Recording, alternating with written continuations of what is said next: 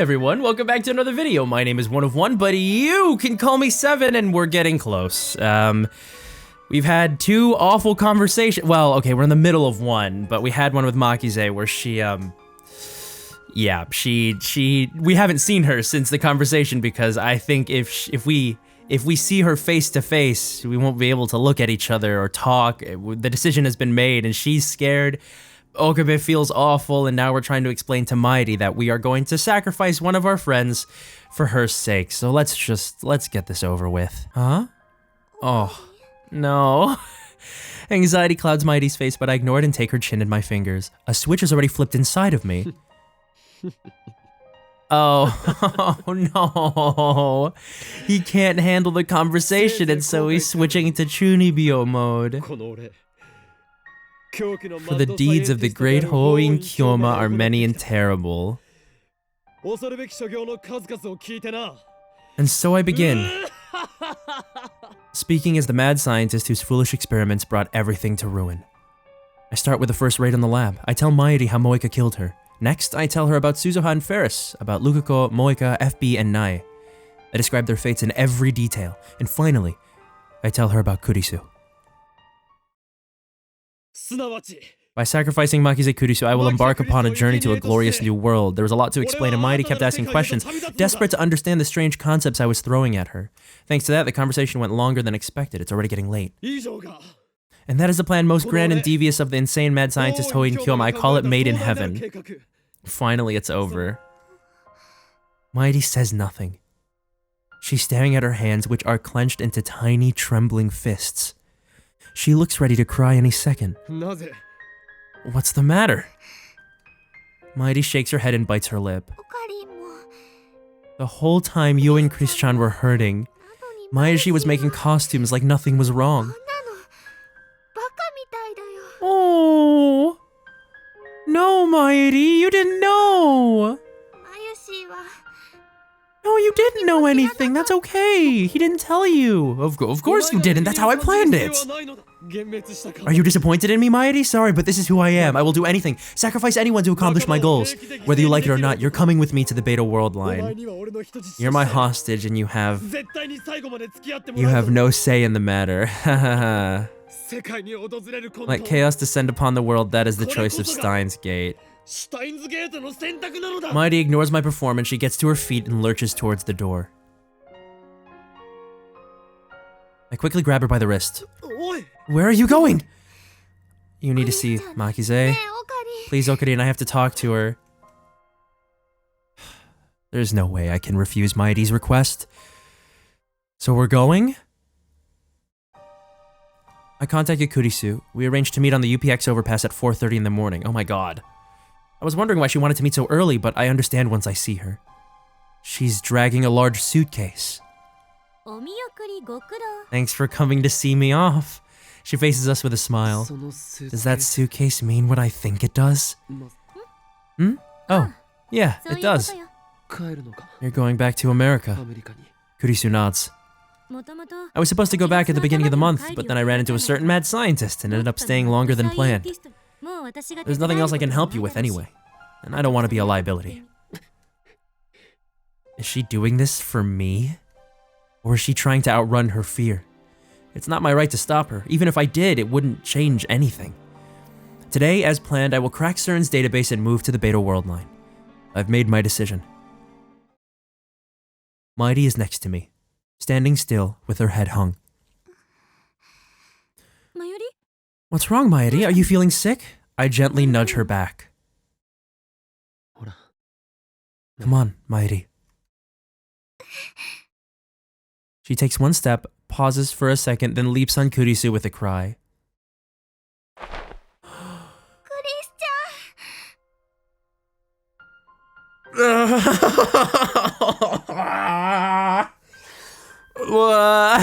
Oh, man. Ay. This is bad. Oh, there's so many emotions here. This has got to be one of my favorite CGs in the game, right?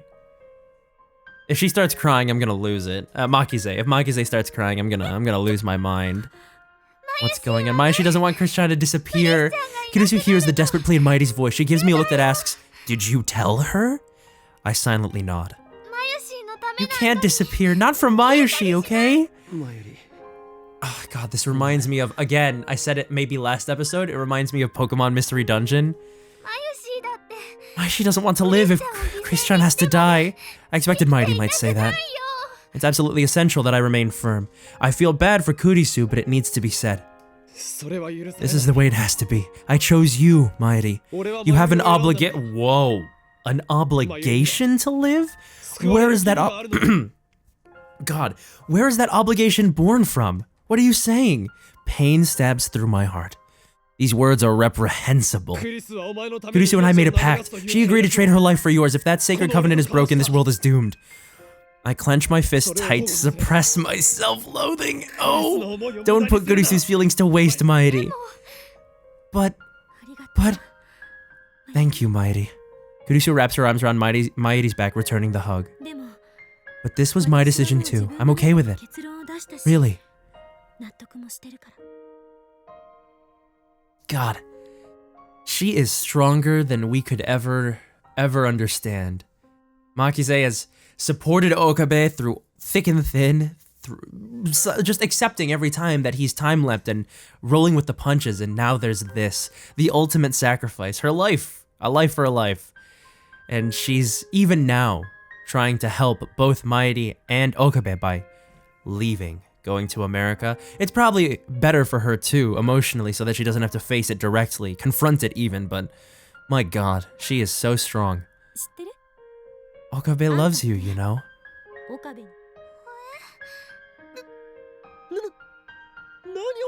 What are you saying? It's true, isn't it? She gives me a mischievous smile. It would make him really sad if you died. You don't want him to be sad, do you? But if Christian goes away, it'll make Mayuri sad. Yeah, I know. It makes me sad too. But this was going to happen eventually. I had to go back to America sooner or later. So even if you move to another world line, just think of me as being in America. It's practically the same thing. Oh, Mayuri. Oh. Let's stop this, okay? Don't make Christian disappear. Kurisu separates from Mayuri and gazes straight into her face. You have to listen to us now, Mayuri. She uses a gentle tone as if speaking to a child. Then she lightly bumps Mayuri on the head. Oop. Don't ever let go of her again. I know. Well, I'm off. Thank God I'll never have to see your silly face again. She punctuates her insult with a smile. She's so cheerful now, a far cry from the shivering girl in the dark. To see her like this breaks my heart. Ooh, I'm gonna cry. I'm sorry. I repeat the words in my heart again and again, begging for forgiveness. Kurisu turns to go.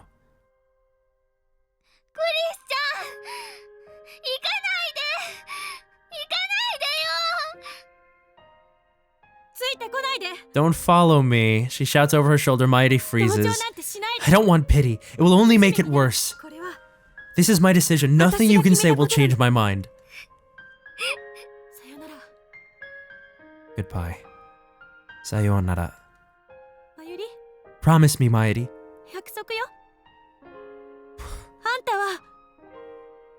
Promise me you'll find happiness. With that, Kurisu walks away. Early morning Akihabara, well before sunrise. The trains are just starting to run. She disappears into the station, dragging her suitcase behind her. Alone. Mayuri falls to her knees, her face streaked with tears. As I approach, I hear her voice. Oh.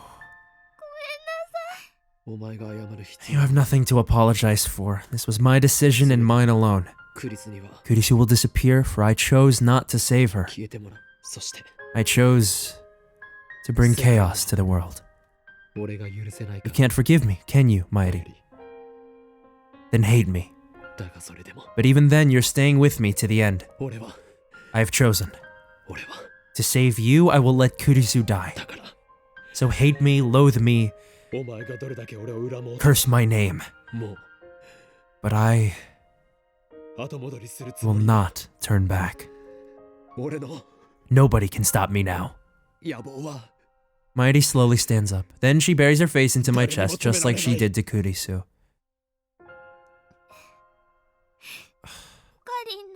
Tell me how you really feel. How I really feel? Mayuri looks straight up into my eyes. Did I say her name wrong? Mayuri. I want to know what's in your heart, your honest feelings. Mayuri doesn't want to be a burden anymore. You're not a burden. How can you think that? This is about me. Because I want to save you. Because I can't bear to lose you.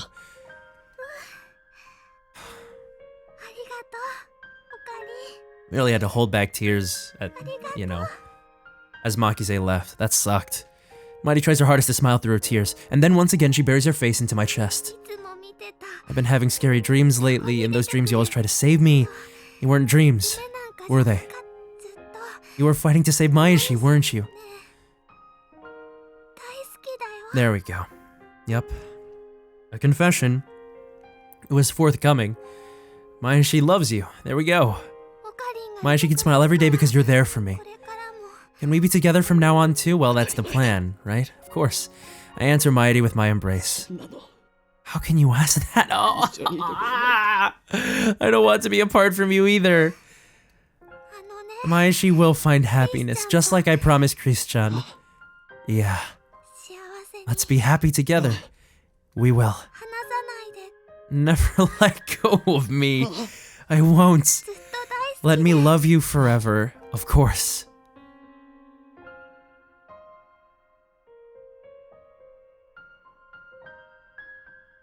The radiance of the rising sun pours out between the buildings. Daybreak. As the sky grows brighter, we remain in our embrace, as if to reassure each other that we are still here. The time has come. We will now commence the final phase of Operation Vertandi. Mayuri and Daru turn to me and nod. Today is the last day of Komima. Daru wanted to attend, of course, but a little begging convinced him to prioritize the operation. I take a look around the lab. These 20 days have seen constant change. It's incredible to think that, at one point, this lab had a whole 8 members, and now we're back to 3. The memories we made, the experiences we shared. To save Mayuri, I will undo them all. There is sorrow in me, and guilt. I engrave them deep inside my heart. I'll never forget. I mustn't forget these long, yet short summer days. But still, I choose to erase our memories. I choose to return everything to normal. Suzuha's mission is irrelevant. I'm not doing this for the future. As long as Mayuri lives, nothing else matters. You may begin. You sure? Yeah. Okie dokie. Daru starts typing in the IBM 5100. It's already connected to his main computer. This will get us into certain central database where they keep the data they mine with Echelon. There we will locate the first email I sent on July 28th and erase all trace of its existence. With this, I can reach the beta Worldline. At last, Mayuri will be safe. I look at Mayuri. She's on the couch sitting straight as a ramrod with her grandmother's pocket watch pressed to her ear. She stays still, with her eyes closed. Whenever Mayuri wants to calm down, she listens to the sound of that pocket watch. Ever since we parted with Kurisu, Mayuri has said nothing about my choice. I guess she's coming to terms with it, in her own way. The actual work I've left to Daru, no problem there. While waiting for him to finish, I walk into the development room. In the center of the room is the time leap machine. I squat down and gently brush my fingers against the microwave surface. It's cool to the touch. I've made irreplaceable friends because of this thing. And because of this thing, I've hurt them. But I don't want to blame the tool. It's how you use the tool that matters. And I've got to admit, it saved me more than once. But still, once this is over, I'll destroy the time leap machine. We must never make the same mistakes again. It's really there. There we go. The D-mail I sent, it's there?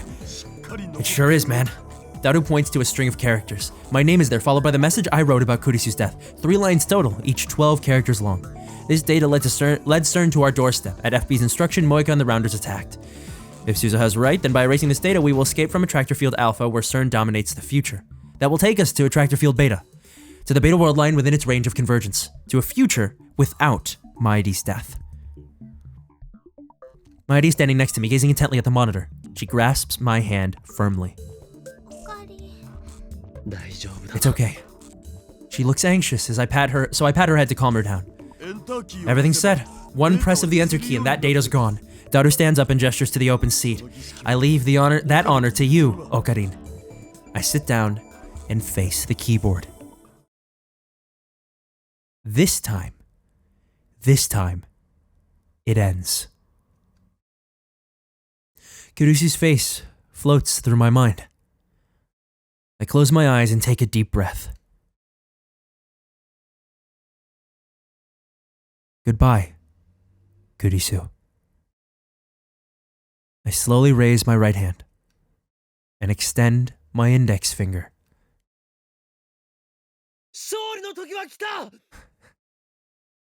Victory is at hand. Daru twitches at my cry. With unimaginable brilliance and unwavering conviction, I have defeated our vast and powerful enemy, and now stand triumphant on the field of Ragnarok. I give thanks to the comrades whose sacrifice made this victory possible. One press of this key, and Kurisu will die. I firmly grip my coat at the shoulder where it has been stitched together with jagged pink thread. The coming world is the world I wished for. I wished for Mayuri to live and Kurisu to die. That is the truth, and I must never forget it.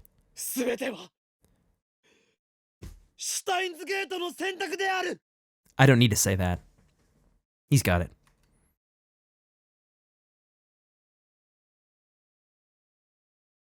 Oh my god, I just got chills all over my body, holy crap. Oh my god.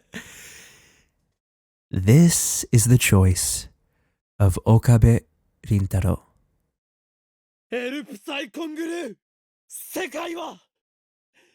Let the world be reborn. I swing down my finger and strike the enter key. 1.1? Holy crap, it actually worked! After a while, the spinning stops and color gradually returns to the world. Reading Steiner activated. The world line has changed. I look around the room. Next to me is Daru. Behind me is Mayuri. I reach out to her and she takes my hand with a smile. Everything is where it should be. It looks like nothing has changed at all. I gently touch my coat's shoulder where Kurisu fixed a torn seam. It's gone. My coat isn't torn. The stitches, uneven from having been sewn in the dark, have disappeared. There's no trace of that ridiculous pink thread. I stand up and head to the development room. Underneath the table, the time leap machine. No. That's not the time leap machine. That's the phone wave, name subject to change. The upgrades Kurisu made are gone. Nothing has changed. This world is exactly the same. In all respects, save one. Kurisu was never here. I thought that I was prepared for this, but now that I'm face to face with the cruel consequence of my decision, I feel powerless, defeated. I want to cry. What's wrong, Okarin? Mayuri runs up and grabs my arm. Say, Mayuri. Who was Lab Mem 4 again? I need to ask, even though I know what the answer will be. But Okarin, there's only 3 Lab Mems, remember? Okarin, Mayashi, and Daru-kun.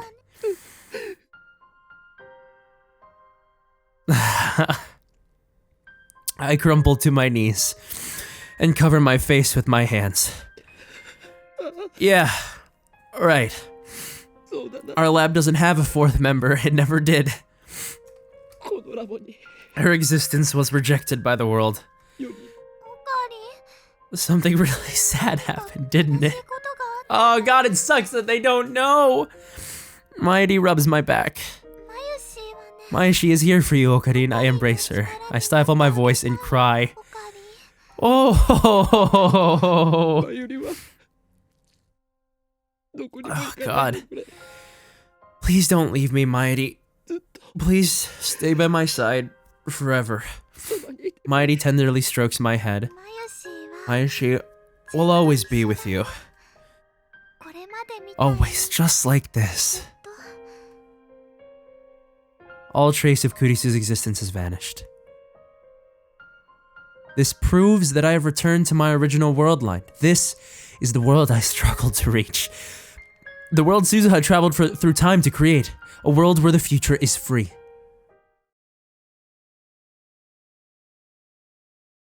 Nothing has changed, and yet, this is my utopia.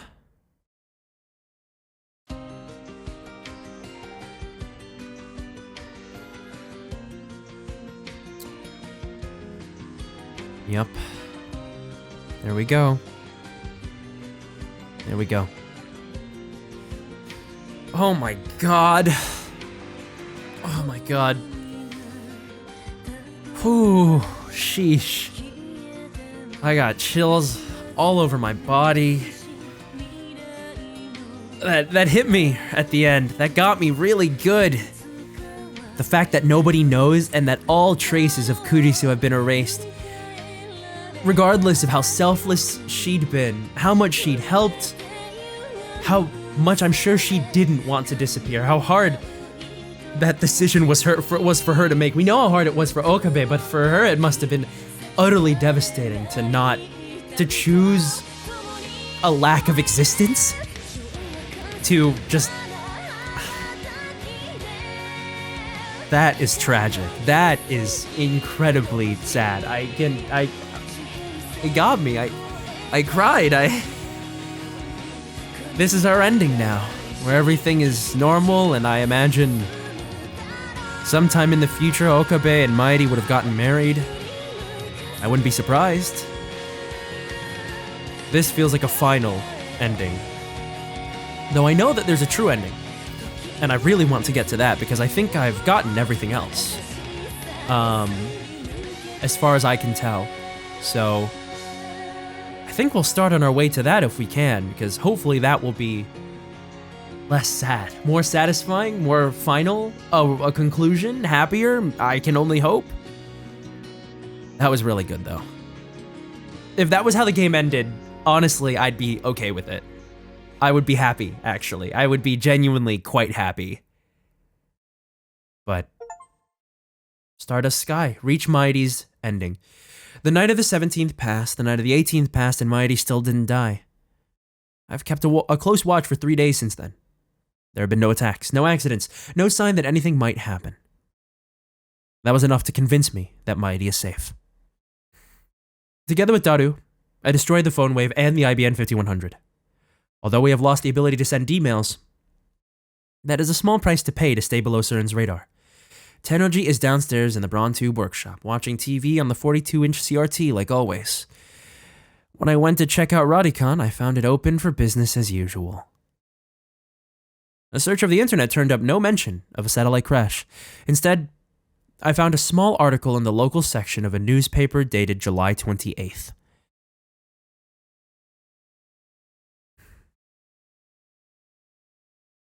It was a report on Kurisu's murder. There was no follow-up. The culprit is still at large.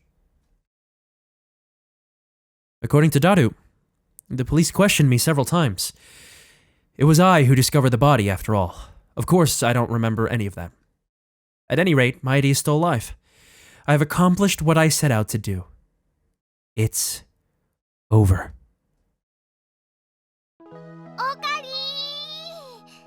Mayuri emerges from the ticket gate, waving her hand as she runs my way.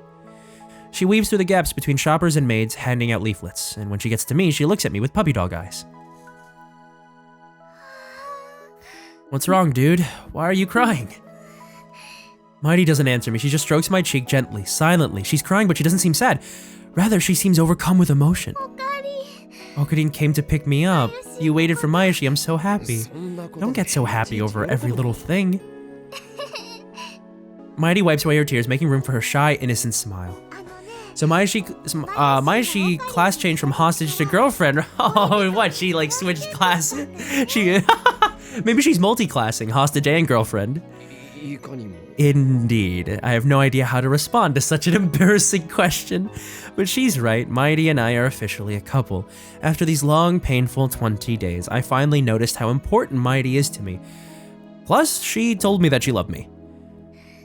Thank goodness it wasn't just a dream. Let's get going already, I'm gonna die standing in this damn heat. I start walking without waiting for Mighty's response.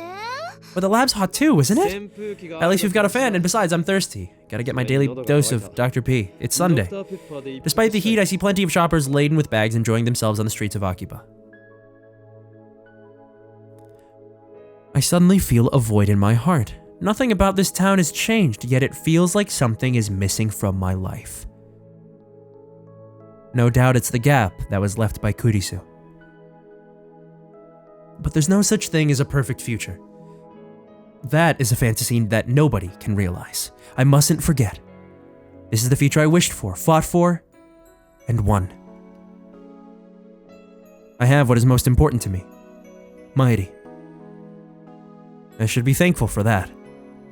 I am blessed far beyond the common man.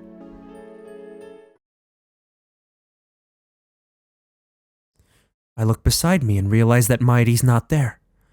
I turn around, she's not there either. Mighty? She's gone. She's always like this. Sometimes she just wanders off. Anxiety seizes my heart. Mighty promised she would never leave me. This Worldline is worthless without her. Mayuri! I shout her name at the top of my lungs. I search for her in the crowd, but it's too thick to see. Mayuri!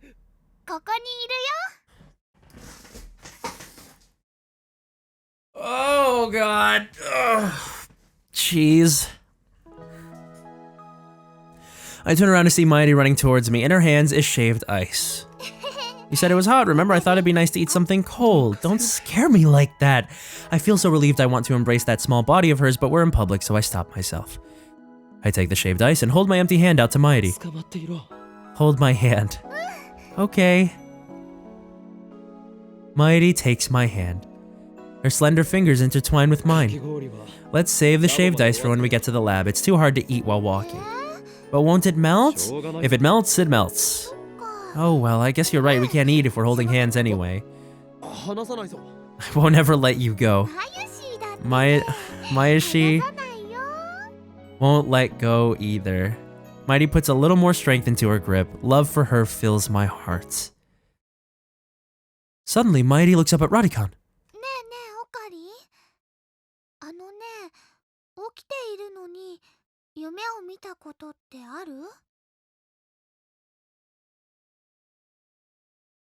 Is it possible to dream when you're awake? When you're awake? You mean a daydream?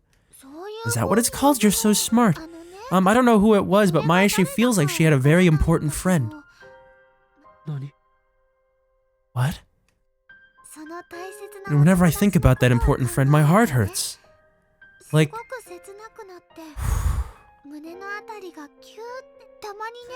And sometimes I hear a voice. Voice? The voice tells me to find happiness. All of that was undone. I erased those memories, sacrificed them. I wonder if that voice is the reason Mayuri's with Okarin now. Perhaps everybody remembers their experiences from other world lines. Those memories may be vague and tenuous, but they're there. They speak to us in the form of dreams, visions, and déjà vu. If I ever meet that person, I want to tell them thanks. I'm not the only one who remembers. I wonder who it was. It must have been God. Oh well. Thanks God. Kami-sama. Mayuri's really happy. Mayuri looks up. Stardust handshake. There we go. She reaches out to the sky like always. She shakes hands with the stardust, twinkling beyond the code of blue. Oh, there we go. I look up too, to hold back the tears. Oh, that's it. There's our thumbnail right there. And on we walk, hand in hand. My god. Stardust Sky completed.